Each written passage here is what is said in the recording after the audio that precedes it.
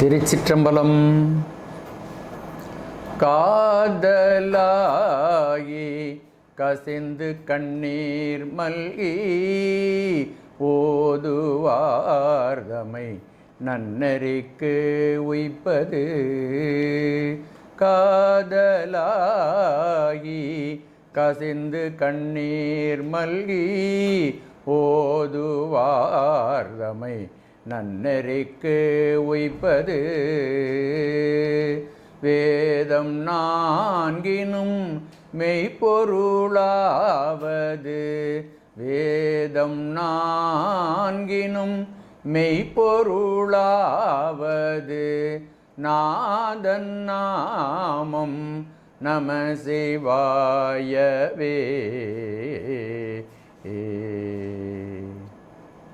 திருச்சிற்றம்பலம். தொல்லை இரும்பிறவி சூழும் தலை நீக்கி அல்லல் அறுத்து ஆனந்தம் ஆக்கியதே. எல்லை மறுவா நெறியளிக்கும் வாதவூர் எம்கோன் திருவாசகமெனும் தேன். திருச்சிற்றம்பலம். திருவாசகம் நீத்தல் விண்ணப்பம் 34வது பாடல்.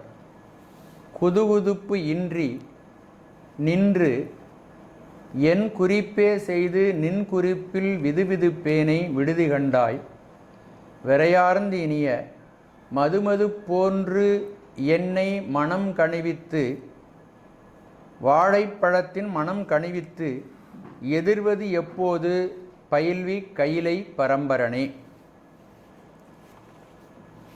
பதவுரை. கையிலை பரம்பரனே,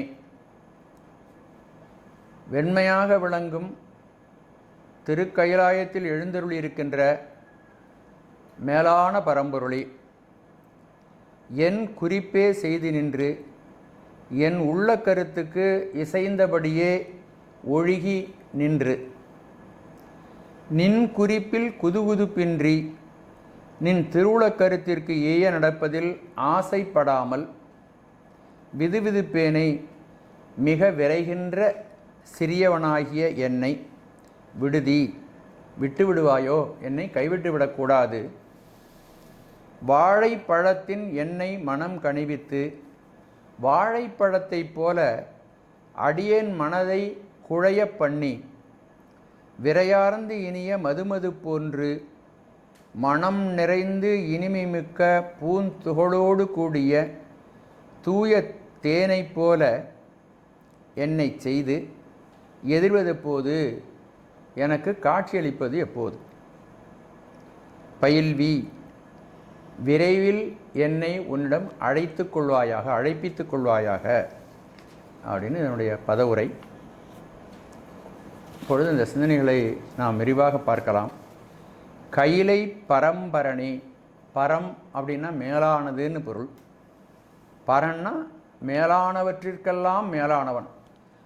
அவனுக்கு நிகராக ஒருத்தர் கிடையாது. ஒப்பிலி ஒரு ஓமனிலி அப்படின்லாம் பெரியவங்க சொல்லுவாங்க.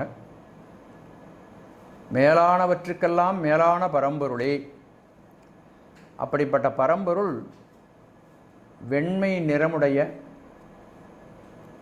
கைலாயகிரியில் எழுந்தருள் இருந்து நம்மை அருளாட்சி புரிந்து மனித வர்க்கங்களை ஆன்ம வர்க்கங்களை அருளாட்சி புரிந்து வருகின்றான்.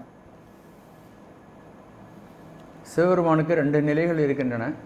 ஒன்று சுரூப நிலை, மற்றொன்று தடத்த நிலை. சுரூப நிலையில் இருக்கின்ற பெருமான் உருவம் கடந்து இருக்கிறான். அதுதான் அப்பர் பெருமான் அப்பாலைக்கு அப்பாலைக்கு அப்பால் உள்ளவன் என்று அதை சொல்லுகிறார். பிரகிருதி மாயா தத்துவத்தில் இருந்து மேலாக அசுத்தமாயா பூணத்திற்கு மேலாக சுத்தமாயா பூணத்திற்கு மேலாக 3 மாயைகளுக்கும் அப்பாலாக இருக்கக்கூடிய சிவபெருமான். அது சொரூப நிலை. அங்கு சிவபெருமான் மட்டுமே நிலைத்திருக்கிறான். அம்பிகையும் அவனுக்குள் அடங்கி இருக்கிறாள். அப்படி அடங்கி இருக்கின்ற அந்த அவனுடைய திருவருளுக்கு பராசக்தி என்று பெயர். அந்த பெருமான் உயிர்களுடைய நன்மை கருதி உயிர்களெல்லாம் தன்னை பார்க்க வேண்டும் என்பதற்காக தடத்த நிலையில் இறங்கி இந்த பூவுலகத்திற்கு வருகிறான். மணிவாசகருக்கு கைலாயத்திலிருந்து எழுந்தருளி திருப்பெருந்துறைக்கு வந்தான். அருவரத்து ஒருவன் அவனியில் வந்து குருவரனாகி அருளிய பெருமை என்று மணிவாசகர் இதை சொல்லுகிறார். அப்படி சிவபெருமான் தடத்த நிலையில் கோயில் கொண்டு இந்த உலகத்தில் உள்ள பல தலங்களில் எழுந்தருளி இருக்கிறான். பெரிய புராணம்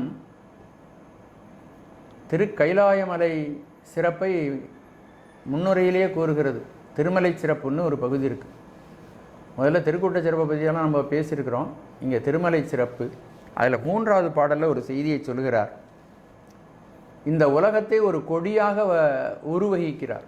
இந்த உலகம் பூரா ஒரு கொடி, அதில் இருக்கின்ற தளிர்கள், இலைகள் இருக்கின்றனவே, அவைகள்தான் இந்த உலகத்திலே இருக்கின்ற சிவத்தலங்கள். அந்த தளிர்களிலிருந்து தோன்றி வருகின்ற மலரை போன்று, பூவை போன்று இருப்பது திருக்கைலாயகிரி அப்படின்னு. அப்போ இந்த உலகத்திலேயே ரொம்ப உயர்ந்த ஒரு செடின்னு எடுத்துக்கிட்டால் அதிலேருந்து வரக்கூடிய உயர்ந்தபட்ச நன்மை எதுன்னா அதனுடைய மலர். அதுபோல் இந்த உலகத்தினுடைய பயன் என்ன அப்படின்னா, உலகத்தினுடைய பயனாக கைலாயம் விளங்குகிறது, திருக்கையிலே விளங்குகிறது. இந்த திருக்கையிலை பற்றி சேக்கிழார் சுவாமிகள் மேலும் இங்கே கைலை பரம்பரனேன்னா அந்த பரம்பரன் கைலை பரம்பரன் மேலானவற்றுக்கு மேலாக இருக்கக்கூடிய சிவபெருமான் திருக்கைலாயரிகளே அம்பிகையோடு கூடி பர்வதராஜனுடைய மகளை மணந்து அங்கே அவர் இருக்கின்றார். அவர் உரைகின்ற இடம் அப்படின்னா அது புண்ணியங்களெல்லாம் ஒன்று திரண்டு அங்கே இருக்குதான் அந்த இடம். சிவபெருமான் வீற்றிருக்கப்பெறுவது அந்த திருக்கைலாய மலை. அதனால் இந்த உலகமே ஒரு புண்ணியம் செஞ்சால் அந்த புண்ணியத்தினுடைய பலன் அந்த மலை, அங்கே இருக்கின்ற திருக்கைலாய மலை அப்படின்னு அதனுடைய சிறப்பை சேக்கிழார் பெருமான் சொல்லுகின்றார். யார் செஞ்ச தவம் அப்படின்னா இந்த வேதங்களெல்லாம் சேர்ந்து செய்த தவம், இந்த 3 உலகங்களும் சேர்ந்து செய்த தவம். அந்த 3 உலகங்கள் 4 வேதங்கள் இதெல்லாம் தவம் செஞ்சதுன்னா அதனுடைய பலன் எவ்வளோ உயர்வாக இருக்குமோ அந்த பலனை போன்று விளங்குவது திருக்கைலாயமலை அப்படின்னு. அண்ணல் வீற்றிருக்க பெற்றது ஆதலின், அண்ணல் சிவபெருமான் வீற்றிருக்க பெற்றது ஆதலின் நன்னு மூவுலகும் நான்மறைகளும் எண்ணில் மாதவம் செய்ய வந்து, எண்ணில்லாத மாதவம் பெரிய தவங்களை செய்த வந்து எய்திய புண்ணியம் திரண்டுள்ளது போல்வது. இவர்களெல்லாம் செஞ்ச புண்ணியம் திரண்டு வந்துச்சுன்னா அது எப்படி இருக்குமா, அது கைலை மலையாக வந்திருக்கு அப்படின்னு சொல்கிறார். அந்த மலை பொன் போன்ற நிறமுடையது. அதனால தான் சாமியை சொல்லும் பொழுது பெரியவர்களெல்லாம் பொன்னார் மேனியனே அப்படின்னு சொல்லுவாங்க. பொன் போன்ற நிறமுடையது. அந்த பொன் போன்ற நிறத்திலே வெண்மையாக பனி படர்ந்திருக்கிறது. அப்போ பொன் போன்ற அந்த உடம்பில் திருநீரை பூசிக்கொண்டு இருப்பது போல சிவனாகவே அந்த மலை காட்சி தருகிறது. சிவபெருமான் யாருக்கும் அறியவறியவன், அவனை யாராலும் பார்க்க முடியாது, அறிவனாலே அவனை அறிந்து கொள்ள முடியாது, அவனுடைய பதிஞானத்தினால்தான் அறிந்து கொள்ள முடியும். அப்படிப்பட்ட பரம்பொருள் மக்களுக்கு காட்சி கொடுப்பதற்காக தன்னை இந்த நில உலகத்திலே ஒரு இடத்திலே தன்னை நிலைநிறுத்தி கொண்டிருக்கிறது என்றால் அது கைலாயமலை. அந்த கைலாயமலை பொன் போன்ற நிறமுடையது. அதனுடைய மேலே பனி படர்ந்திருப்பது சிவனையே காட்சி கொடுக்கிறது. பொன்னின் வெண் திருநீர் புனைந்ததென பண்ணு நீள் பனி மால்வரை பாலது தன்னை அறியவறியான் யான் என்றும் மன்னிவாழ் கைலை திருமாமலை அப்படின்னு அந்த திருக்கூட்ட சிறப்பை இன்னும் பல பாடல்களில் அவர் சொல்கிறார். அந்த கைலை மலை அப்படின்னு சொன்னாலே நம்ம என்ன நினச்சிக்கணும்னா, பருமையாக இங்கே நம்ம கண்ணுக்கு தெரிவது போல இமயமலையினுடைய ஒரு சிகரமாக அது இருக்கிறது. அந்த சிகரம் 29,980 அடி உயரம் உடையது, ரொம்ப உயரம் உடையது. அந்த கைலை மலையை சுற்றி ஒரு பிரகாரம் இருக்கிறது. அதுக்கு உள்பிரகாரம் அப்படின்னு சொல்லுவாங்க. அது வெளிப்பிரகாரம் ஒன்று இருக்கிறது. அந்த வெளிப்பிரகாரத்தை தான் பக்தர்களெல்லாம் அதை சுற்றி வருகிறார்கள். அதை பரிக்கிரமா அப்படின்னு சொல்லுவாங்க. அந்த கைலைநாதனை நெருங்கி பூஜை செய்கிறதுக்கு யாரும் கிட்ட நெருங்கி போக முடியாது. அவ்வளவு நுண்மையானது, அவ்வளவு அவனை நெருங்குவதற்கு அரிதான இடத்துல அந்த பெருமான் இருக்கிறான். அதனால் அங்கே பூஜை செய்கிறது யாருன்னா, என்ன பூஜை அப்படின்னா, சாமியை ஒரு முறை சுற்றி வந்தால் அதுவே அவனுக்கு செய்யக்கூடிய பூஜையாக விளங்குகிறது. அதுதான் வழிபாடு. இந்த கைலை மலை உலகத்திலே இருக்கக்கூடிய, நான் முதல்ல சொன்னது போல் உலகத்திலே இருக்கக்கூடிய சிவத்தலங்களில் முதன்மையானது. அதனால் எல்லா சிவத்தலங்களுக்கும் தலைநகரமாக விளங்குவது திருக்கைலாய மலை. அங்கு அம்பிகை பார்வதி தேவி என்று அங்கு பர்வதராஜனுடைய மகளாக அம்பிகை அவதரித்து வந்து சிவபெருமானோடு சேர்ந்து இருக்கக்கூடிய இடம். பரமசிவன் பார்வதி அங்கே இருக்காங்க. கைலைநாதன் அப்படின்னு நம்ம அவரை சொல்கிறோம். கைலை மலையானே, கைலை மலையாகவே இருக்கிறான் என்று அப்பர் பெருமான் காவாய் கனகத் திரளையை போற்றி கைலை மலையானே போற்றி போற்றி அப்படின்னு. அங்கு அம்பிகை சுரூபமாக மானசரோவர் என்று ஒரு பெரிய ஏரி இருக்கிறது. இதையெல்லாம் நினைவூட்டுவதாக இந்த சிந்தனைகளை எல்லாம் நாம் செய்த தவமே உருவெடுத்து வந்ததாக இருக்கக்கூடிய அந்த கைலை மலையை மாணிக்கவாச பெருமான் நீத்தல் விண்ணப்பத்தில் இங்கு கைலை பரம்பரனே என்று அந்த சொற்களால் அதை குறிப்பிடுகிறார்கள். அதற்கு அடுத்தபடியாக மாணிக்கவாசக பெருமான் தனது நிலையையும் தனக்கு சுவாமி என்ன செய்ய வேண்டும் என்ற விண்ணப்பத்தையும் அடுத்ததாக தெரிவித்துக் கொள்கிறார்கள். என் குறிப்பே செய்து நின்று, அடுத்த சிந்தனை, என் குறிப்பே செய்து நின்று, என் உள்ள கருத்துக்கு இசைந்தபடியே ஒழுகி நின்று. என் மனசில் என்ன தோணுதோ, என்னுடைய முழு அர்த்தம், என் மனசில் என்ன தோணுதோ அதன்படியே நான் என்னுடைய செயல்பாடுகளை அமைத்து கொண்டு அப்படின்னு அர்த்தம். கைலை பரம்பரனே என் குறிப்பே செய்து நின்று. இந்த இடத்துல ஒரு முக்கியமான சூட்சமான செய்தியை சுவாமிகள் நமக்கு சொல்லுகிறார்கள். என்னுடைய விருப்பப்படியே, என்னுடைய மனம் மொழிமைகள், என்னுடைய மனம் எந்த வழியை காட்டுகிறதோ, என்னுடைய புலன்கள் எந்த வழியை காட்டுகிறதோ அதன்படியே நான் செயல்பட்டு வருகிறேன். ஆனால் நான் எப்படி நடந்து கொள்ள வேண்டும் என்றால், இந்த உடலை தந்தவன் நீ, பெருமான் தான் இந்த உடம்பு கொடுத்துருக்கார் நமக்கு. இங்கு நாம் வசிப்பதற்கு வேண்டிய எல்லா பொருள்களையும் அவரே கொடுத்திருக்கிறார். இந்த உடம்புக்குள்ளே உயிரை கொண்டு வந்து அவர் தான் சேர்த்து வச்சிருக்கிறார். நம்முடைய செயல்னு என்று எதுவும் கிடையாது. இதை பற்றி நம்ம விரிவாக நிறையா பேசியிருக்கோம். நான் சுருக்கமாக தான் அந்த இடத்துல சொல்கிறோம். உடல் பொருள் ஆவிய அனைத்தும் சிவபெருமானுடையது. ஆகவே எனக்கு என்று எதுவும் இல்லை. அதான் உண்மை. நமக்குன்னு எதுவும் கிடையாது. இந்த உடம்பு கூட நமக்கு சொந்தம் கிடையாது. நம்ம நினச்சிட்டு இருக்கோம் இது என் உடம்பு அப்படின்னு. நம்ம சொந்தமாக நம்முடைய கருத்துக்கு செய்தபடி, நம்ம மனசு விருப்பப்படி இந்த உடம்பை எல்லா இடத்துக்கும் அழைச்சிட்டு போகிறோம். எல்லா இடத்துலையும் சுக துக்கங்கள்லாம் போட்டு புரட்டி எடுக்கிறோம். ஆனால் இது இறைவனுடைய சொத்து, இறைவனுடைய உடைமை. ஆகவே நான் என்ன செய்யணும்னா, உன்னுடைய திருவுள்ள கருத்து எது என்று நான் தெரிந்து கொண்டு அதன்படி நடக்க வேண்டும். இந்த உடம்பை வச்சுக்கிட்டு, இந்த மனசை. ஆனால் நான் அப்படியெல்லாம் செய்யாமல் என்ன செய்கிறேன், என் குறிப்பே செய்து நின்று, என்னுடைய உள்ளத்தில் என்ன தோணுதோ அதன்படியே செயல்பட்டு கொண்டு. நின்றுன்னு ஒரு வார்த்தை சொல்லியிருக்காங்க. அந்த நின்று என்பது இந்த இடத்துல மிக மிக பொருள் புரிந்தது. நின்றுன்னு ஒரு வார்த்தை இருக்குது, அதை நம்ம கடந்து போயிடக்கூடாது. நின்றுன்னா என்ன, ஆண்டோர்களெல்லாம் நாம் எப்படி வாழ வேண்டும் என்று நமக்கு நிறைய அறிவுரைகளை கூறியிருக்கிறார்கள் நம்முடைய முன்னோர்கள். இப்போ நம்ம உயிர் வாழ்ந்து கொண்டு இருக்கும் பொழுதே நமக்கு முன்னாடி இருக்கக்கூடிய உயிர் வாழக்கூடிய பெரியவர்கள் நாம் எப்படி நடந்து கொள்ள வேண்டும் என்ற வழிமுறைகளை நமக்கு காண்பித்திருக்கிறார்கள். அதற்கும் மேலாக நாம் எந்த வழியில் நடக்க வேண்டும் என்று நமக்கு வழிகாட்டக்கூடிய உயர்ந்த நூல்கள் இருக்கின்றன. திருமுறைகள், சைவ சித்தாந்த சாத்திரங்கள் போன்றவைகள்லாம் இருக்கின்றன. எல்லாம் நமக்கு வழிகாட்டுகின்றன.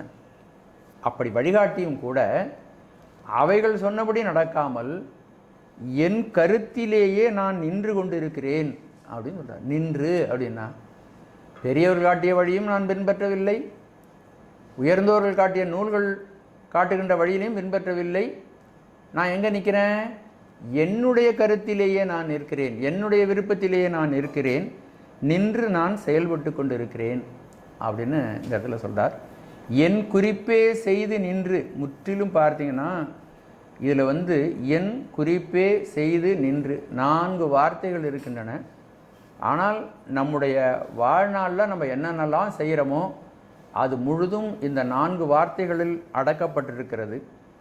இந்த இடத்துல நம்ம ஒரு சிந்தனை நாம் ஆழ்ந்து சில விஷயங்களை நாம் சிந்திக்க வேண்டும்.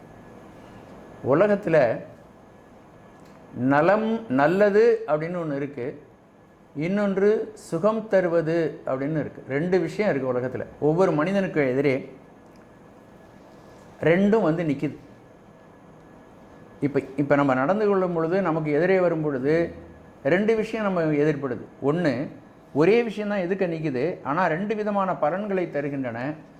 அந்த ஒரு விஷயம் நமக்கு நல்லதை தருவதாக நாம் அதை பயன்படுத்தலாம், அல்லது சுகம் தருவதாக அதை பயன்படுத்தலாம். 2 விஷயங்களில் நம்மளை வெவ்வேறு பலன்களை கொடுக்கின்றன. அப்படி அந்த பலன்களை கொடுப்பதனால சுகம் தருவதை நாடினால் ஒரு விதமான பலன் நமக்கு கிடைக்கிறது, நல்லதை நாடினால் அதற்கு ஒரு பலன் கிடைக்கிறது. நல்லது வேறு, சுகம் தருவது வேறு. நல்லதையெல்லாம் நல்லதை மட்டும் நம்ம சுகம் தருவதை விட்டுவிட்டு நல்லதை செய்தால் நாம் மேன்மை அடைவோம். சுகம் தருவதை நாடினால் நாம் கீழ்மையில் விழுந்து துன்பத்தில் அகப்பட்டு லட்சியத்திலிருந்து விலகிவிடுவோம். இந்த 2 விஷயம் நல்லா ஞாபகம். ஒவ்வொரு மனிதனுடைய வாழ்க்கையிலும் ஒவ்வொரு நேரத்திலும் இந்த 2 விஷயங்கள் எதிரே வருகின்றன. ஒன்று நல்லது செய்வது, இன்னொன்று சுகம் தருவது. இதை நான் இன்னும் விளக்கி மறுபடியும் சொல்கிறேன் உங்களுக்கு, அப்போ தான் இன்னும் நல்லா தெளிவாக புரியும். இதை 2ம் அணுகும் பொழுது ஒரு அறிவாளி என்ன செய்கிறான்னு கேட்டிங்கன்னா 2ஐயும் ஆராய்ச்சி பண்ணுறான். நல்லது வேணுமா கெட்டது, நல்லது வேணுமா சுகம் தருவது வேணுமா, கெட்டது இல்லை சுகம் தருவது. நல்லது 2ம் பார்த்தா நல்லா தான் இருக்கும். நலம்னு ஒன்று, சுகம் தருவது. இந்த 2ல் எதை தேர்ந்தெடுப்பது என்று ஒரு அறிஞன் ஆராய்ச்சி செய்கிறான். ஆராய்ச்சி செய்து 2ஐயும் பாகுபடுத்தி நல்லதை நாடினால் நமக்கு என்ன வரும், சுகம் தருவதை நாடினால் என்ன வரும் அப்படின்னு பார்க்குறான். அறிஞனுக்கு என்ன தோன்றுகிறது, 2ம் நம்மகிட்ட எதிர்க்க நிற்குது. இதில் சுகம் தருவதை நாடினால் நாம் தவறிவிடுவோம், கீழானவனாக மாறிவிடுவோம். ஆகவே நல்லதையே தேர்ந்தெடுக்க வேண்டும் என்று அறிஞன் நினைக்கிறான். ஆனால் முட்டாள் என்ன நினைக்கிறான்னு கேட்டிங்கன்னா, இப்பொழுது நம்முடைய உடம்பினுடைய வளர்ச்சி, நம்ம உடம்பு நல்லாயிருக்கும், நமக்கு சுகம் கிடைக்கும், பாதுகாப்பு கிடைக்கும் என்று நினைத்து கொண்டு சுகம் தருவதை நாடுகிறான். ஆகவே நல்லது வேறு, சுகம் தருவது வேறு. இங்கே சாமி என்ன சொல்கிறாங்கன்னா, நல்லதை நாடாமல் என் குறிப்பே செய்து நின்று சுகம் தருவதிலேயே என்னுடைய கவனத்தை செலுத்தி ஆன்றோர்கள் அறிவுரையும் மீறி, நல்ல அறநூல்கள் சொல்லுகின்ற அறிவுரையும் மீறி என்னுடைய கருத்திலேயே நிற்கின்றேன் அப்படின்னு சொல்கிறார். இதை மேலும் நம்ம விளக்கமாக பார்க்கணுன்னா ஒரு உதாரணத்தின் மூலம் பார்க்கலாம். ஒரு உதாரணமாக ஒரு ரயிலில் பயணம் ஒருத்தர் செஞ்சிட்ருக்கிறார். ஒருத்தர் பக்கத்தில் ஒருத்தர் பேசிகிட்டு இருக்காருன்னு வைத்துக்கொள்ளுங்கள். அவர் கையில் ஒரு பெரிய பை வச்சுருக்கார், நல்ல உயர்ந்த பை வச்சுருக்கிறாரு. நம்மோட 1/2 மணி நேரம் பயணம் செய்கிறார் ஒருத்தர். 2 பேரும் சேர்ந்து பேசிக்கிட்டு போகிறாங்க. ஒரு குறிப்பிட்ட ஸ்டேஷனில் அந்த பையை, நிறையா பை வச்சுருக்காரு, அதில் ஒரு பையை இவர் தவற விட்டுட்டு மீதி பையெல்லாம் எடுத்துகிட்டு போகிறாரு. இப்போ அந்த ஒரு பை பக்கத்தில் இருக்குது. அப்போ அவரை நன்மை என்பதும் சுகம் என்பதும் எதிர்படுகிறது. அந்த பையில் நிறைய பணம் இருக்குது. இப்போ வச்சுட்டு போனோன்னே அங்கே அடியில் உட்காந்துருக்கவர், பேசிக்கிட்டு இருந்தவர் 2 விதத்தில் தீர்மானிக்கலாம். ஏதோ போயிட்டுருக்காரு, இன்னும் ஸ்டேஷனை தாண்டி போகல, ஓடி போய் இது நமக்கு உரியது அல்ல இந்த பணம், இதை அவர்கிட்ட கொடுத்துடலாம், பணப்பையன் தான் பேசி இருந்தார், அவர் வச்சுருக்காரு, அவர் கொண்டு போய் கொடுத்துடலாம். அவர் எந்த அட்ரஸ் எல்லாம் தெரியாது, அதனால் உடனே கொண்டு போனால் கொண்டு போய் கொடுத்துடலாம். இறங்கி ஓடி போனால் ஒரு வேளை ரயிலும் விட்டு கூட போயிடலாம், அப்போ ஒரு கஷ்டமும் இருக்குது. இருந்தாலும் நல்லதை நாடுகின்றவன் அந்த கஷ்டத்தையும் நோக்காமல் தூக்கிட்டு ஓடி போய் அவர் எங்கே ஓடுறாரோ அங்கே போய் பிடிச்சி கொண்டு போய் கொடுத்துடலாம். இது நல்லது. ரெண்டாவது, அந்த பையை அப்படி நீக்கி பார்க்குறான், அதில் கட்டுக்கட்டாக பணம் இருக்குது. பார்த்த உடனே அவனுக்கு தோன்றுகிறது, இந்த பணம்லாம் நம்மள்ட்ட இருந்ததுன்னா ஒரு வீடு வாங்கலாமே, நம்ம வாழ்க்கைக்கு வேண்டிய எல்லா சுகங்களையும் இதில் அனுபவிக்கலாம், நம்மளே வச்சுக்கலாம். அவர் வந்தால் கூட இது எங்கேயோ காணும் அப்படின்னு சொல்லிட்டு எங்கேயாவது மறைச்சி வச்சுட்டு நம்ம அப்புறம் எடுத்துகிட்டு போயிடலாம் அப்படின்னு நினைக்கலாம். ஆக ஒரு மனிதனை ரெண்டும் நாடுகிறது, நலமும் நாடுகிறது, சுகமும் நாடுகிறது. ஒரு மனிதன் அவன் எதை தேர்ந்தெடுக்கிறான், ரெண்டும் அந்த மனிதனை பிணைக்கிறது, கட்டி போடுது.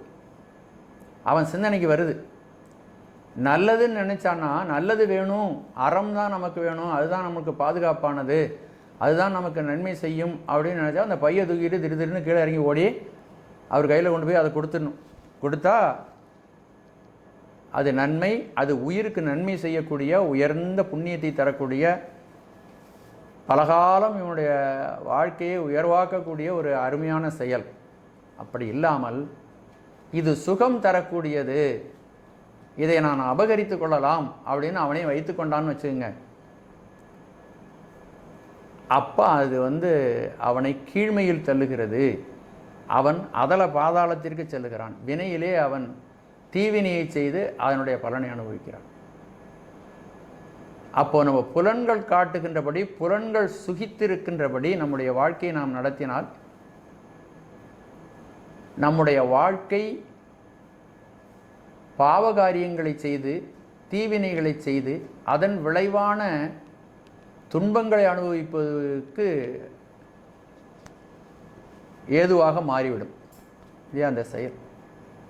இப்போ இங்கே சாமி என்ன சொல்கிறாங்கன்னா, மானுட வர்க்கத்துக்கு இவங்க அறிவுரை சொல்கிறார்கள், மிகச்சிறந்த அறிவுரை சொல்கிறார்கள். ரொம்ப ஆழமான கருத்து இதில் இருக்குது.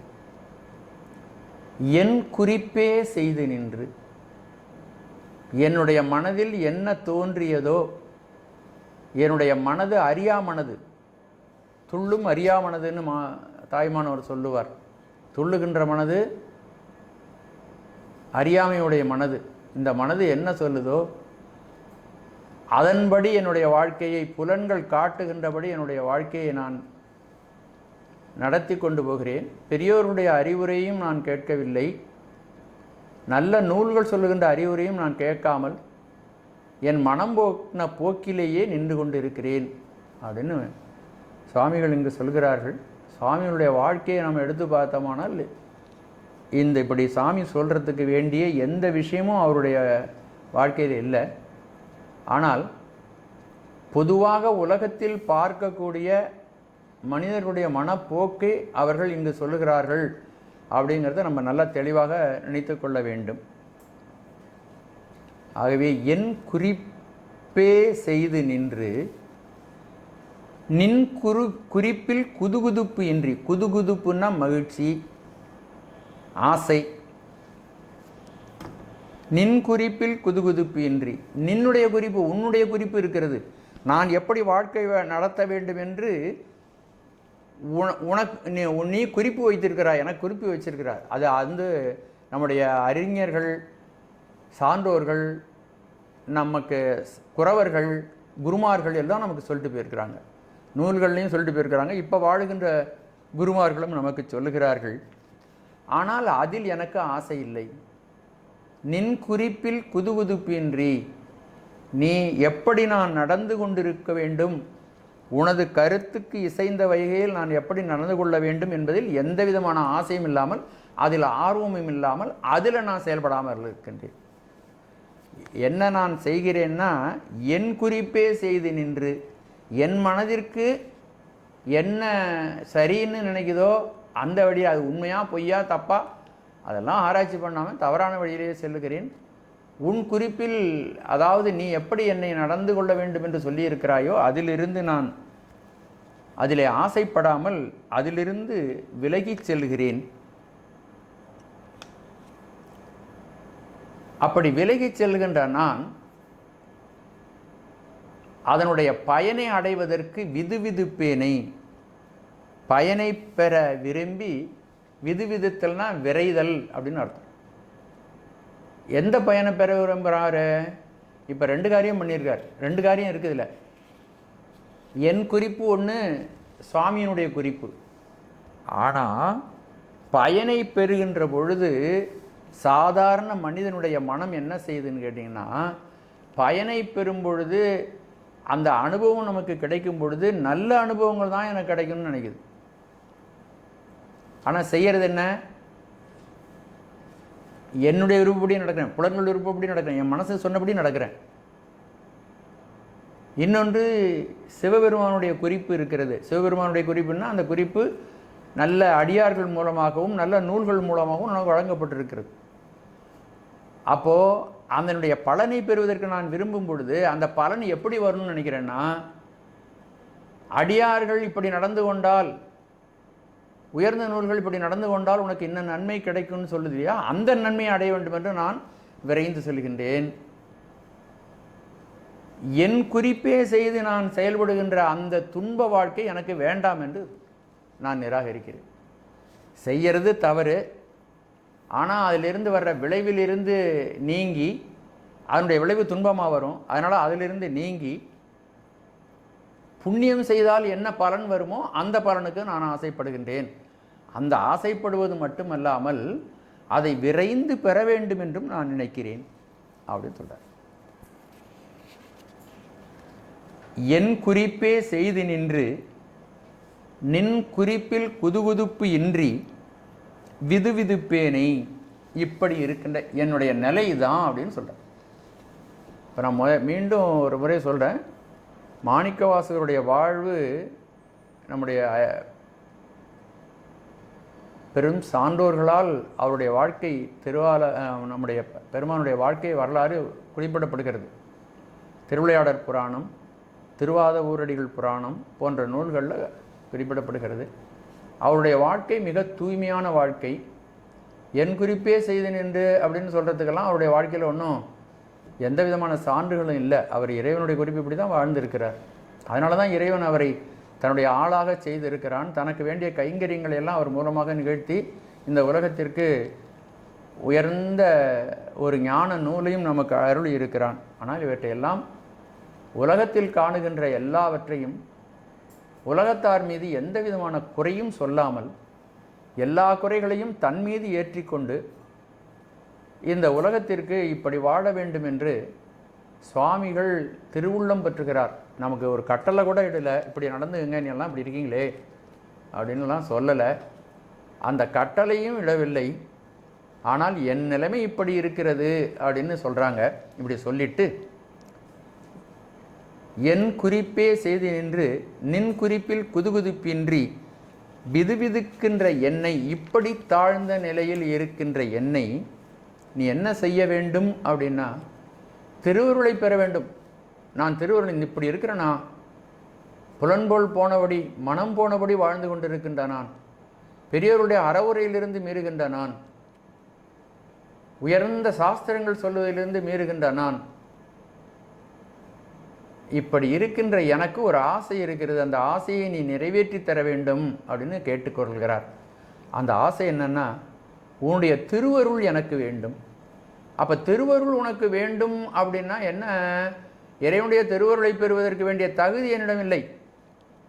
ஆனால் நீ என்ன செய்ய வேண்டும்னா, அந்த திருவருளை பெறுவதற்குரிய தகுதியை எனக்கு உண்டு பண்ண வேண்டும். நான் அந்த தகுதியில் இல்லை. நான் பெற விரும்புவது மிக உயர்ந்த உன்னதமான உன்னையே பெற விரும்புகிறேன். உன்னுடைய தரிசனத்தை பெற விரும்புகிறேன். அப்படி தரிசனத்தை பெற விரும்புகின்ற நான், எனக்கு அந்த தகுதி இல்லை. என்னுடைய புலன்கள் வழி மனம் போனபடி நான் நடந்து கொள்கிறேன். நீ சொன்ன எதையும் நான் கேட்கவில்லை. ஆனால் நான் நன்மையை அடைய வேண்டும், எந்த துன்பத்திலும் ஆளக்கூடாது என்பதில் மட்டும் விருப்போடைய இருக்கிறேன். ஆகவே பெருமானே, இப்படி இருக்கின்ற என்னை என்ன செய்ய வேண்டும் எனக்கு உன்னுடைய திருவருள் வேண்டும். திருவருளை தருவதற்கு முன்பு என்னை நீ பக்குவப்படுத்த வேண்டும். ஏனென்றால் உன்னுடைய திருவருள் மிக உயர்ந்தது, புனிதமானது, தூய்மையானது. அந்த திருவருளை பெறுவதற்கு ஒரு தகுதி வேண்டும். அந்த தகுதியை எனக்கு உண்டாக்கி கொடு. அப்படி தகுதியை உண்டாக்கி கொடுத்து உன்னுடைய திருவருளை கொடு.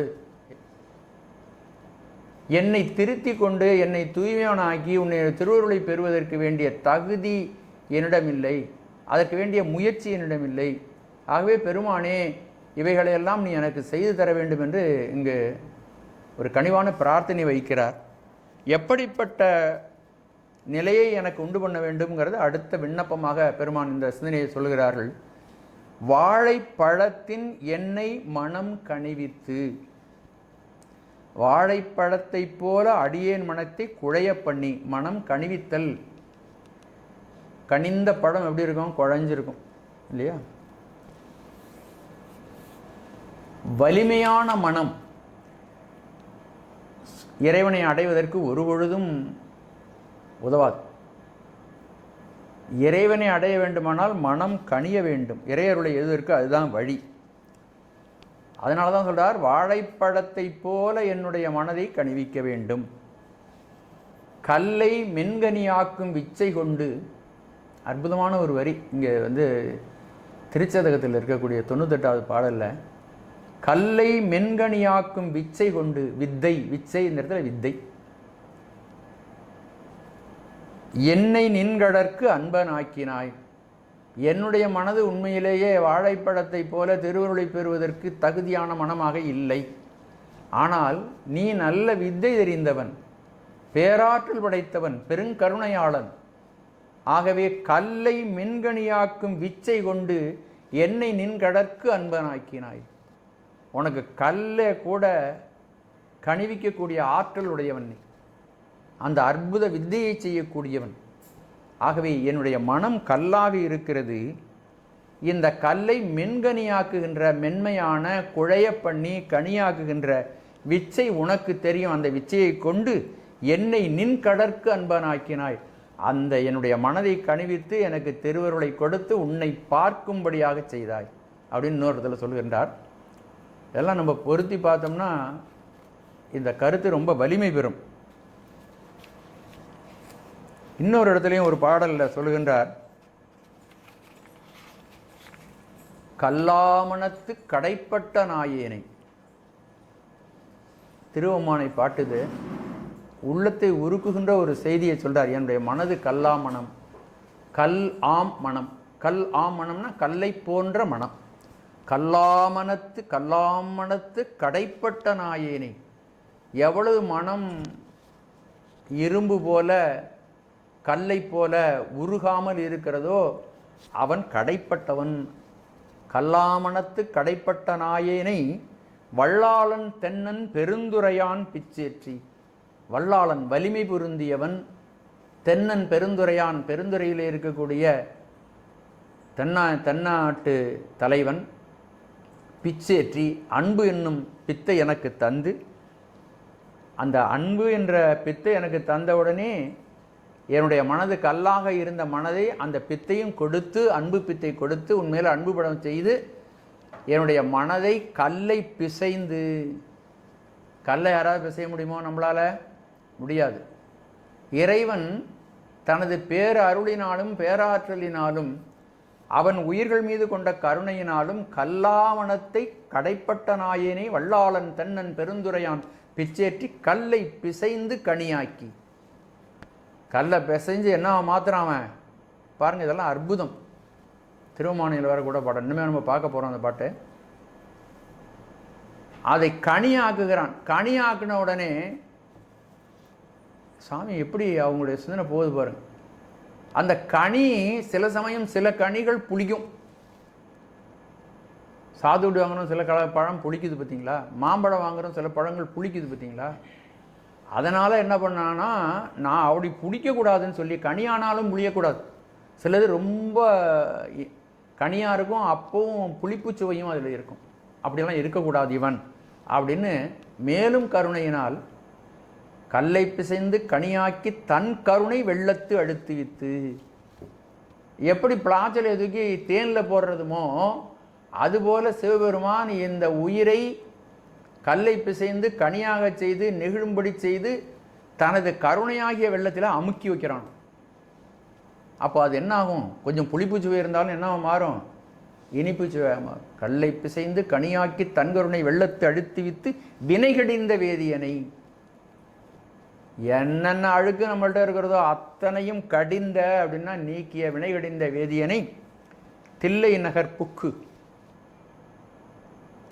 தில்லை நகரிலே எழுந்தருள் இருந்து சிற்றம்பலம் மண்ணும் திருச்சிற்றம்பலத்திலே இடம்பெற்றிருக்கின்ற நடராஜ பெருமான் அவன் ஒல்லை விடையானை பாடுதுங்கானம்மானாய்.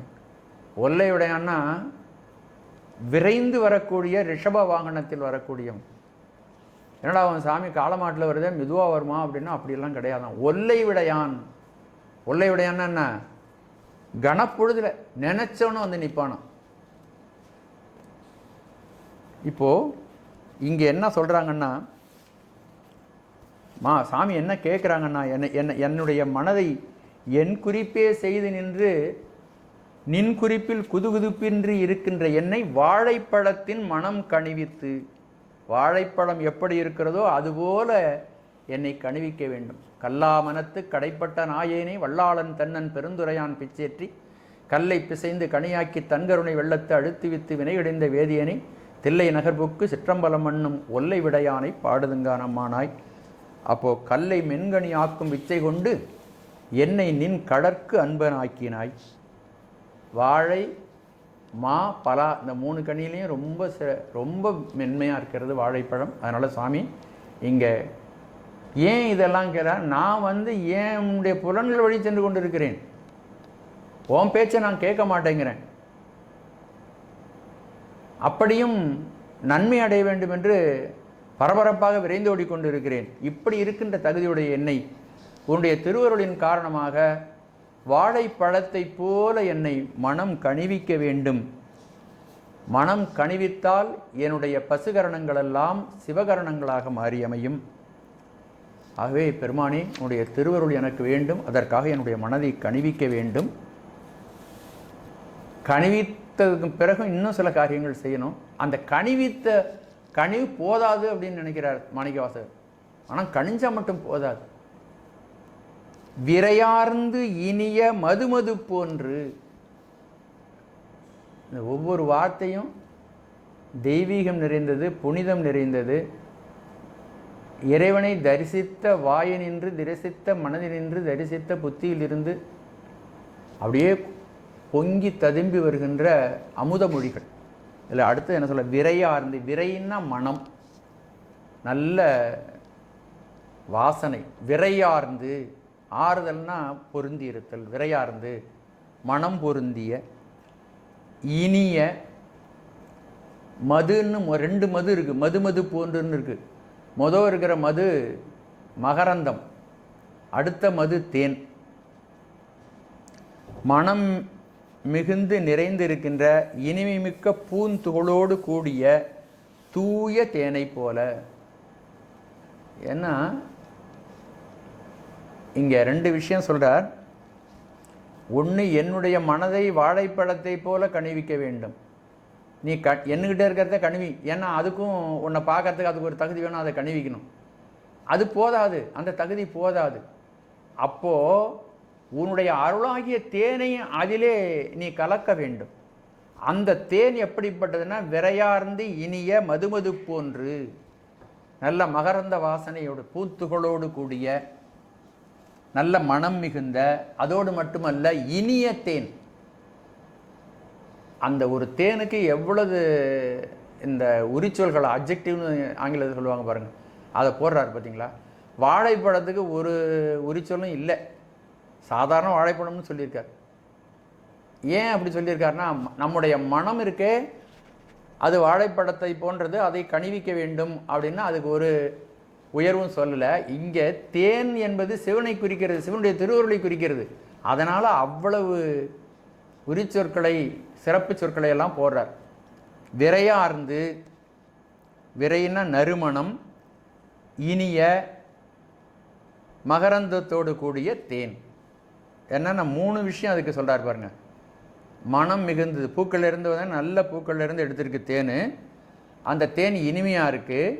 இன்னொன்று மகரந்த துகளோடு கூடி இருக்கிறது. அப்படிப்பட்ட தேன் போன்று அந்த மனதை கனிவித்து அந்த தேனை அதிலே கலந்தது போன்று நீ என்னிடம் எழுந்தருள வேண்டும். நான் எப்படி இருக்கிறேன்? என் குறிப்பே செய்து நின்று நின் குறிப்பில் குதுகுதுப்பின்றி என்னுடைய மனம் போனபடி நான் வாழ்க்கை நடத்திட்டு இருக்கிறேன். உன்னுடைய அடியார்கள் ஞானிகளெல்லாம் சொன்னதை நான் கேட்க மாட்டேங்கிறேன். தற்போது வாழ்ந்து கொண்ட குருநாதர்கள் சொல்கிறதையும் நான் கேட்க மாட்டேங்கிறேன். ஆனாலும் எனக்கு நன்மையே கிடைக்க வேண்டும் என்று நான் விரைந்து நல்ல பலனை அடைவதிலே தேடி வருகின்றேன். அப்படி இருக்கின்ற என்னை நீ என்ன செய்ய வேண்டும்னா, நான் இந்த நன்மை அடைவதற்கு தகுதியில்லாது இருக்கின்ற என்னை, என்னுடைய மனம் கல்லை போன்று இருக்கிறது, அந்த கல்லாகிய மனத்தை வாழைப்பழத்தை கனிவுவது போல நீ கனிவிக்க வேண்டும்.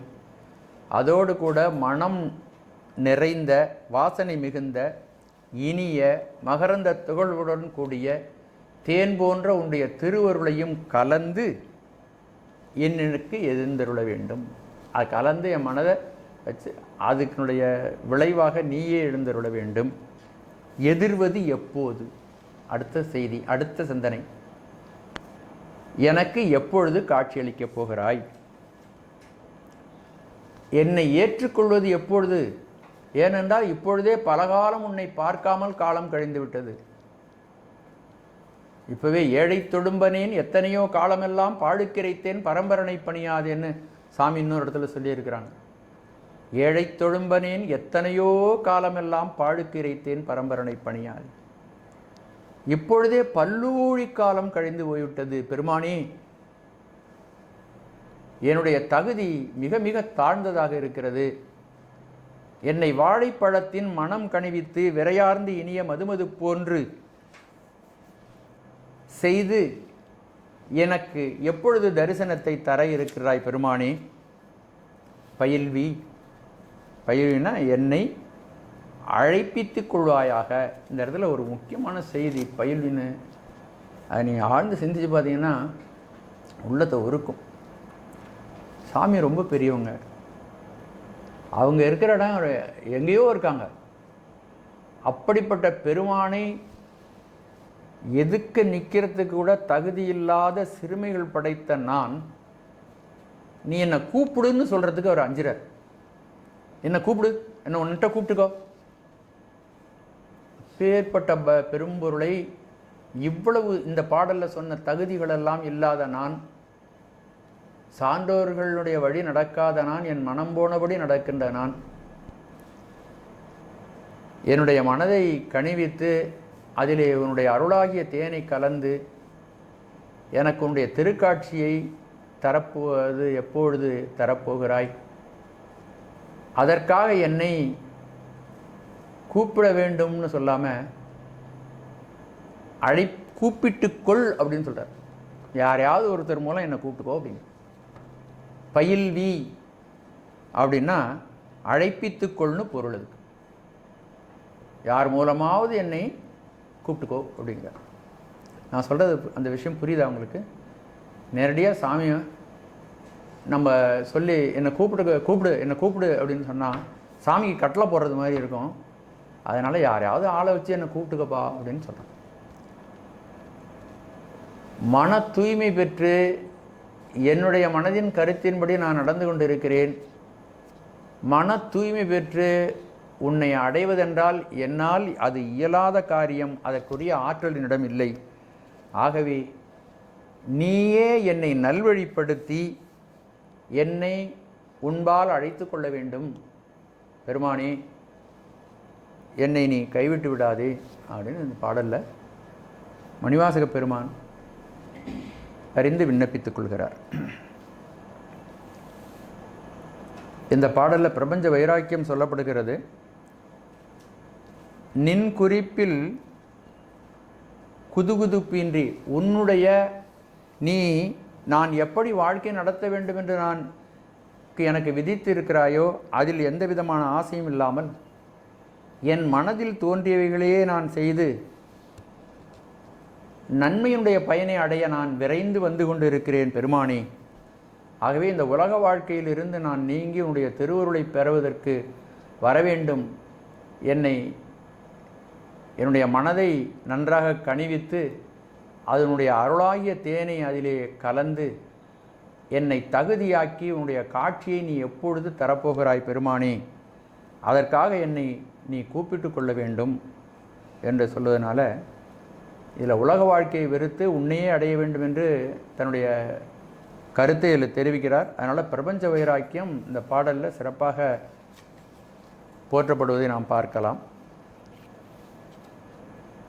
பாட்டை மறுபடியும் ஒரு தடவை பார்க்கலாம். குதுகுதுப்பு இன்றி நின்று என் குறிப்பே செய்து நின் குறிப்பில் விதுவிதிப்பேனை விடுதி கண்டாய் விரையார்ந்தினிய மதுமது போன்று என்னை வாழைப்பழத்தின் மனம் கனிவித்து எதிர்வது எப்போது பயில்வி கைலை பரம்பரனே. திருச்சிற்றம்பலம்.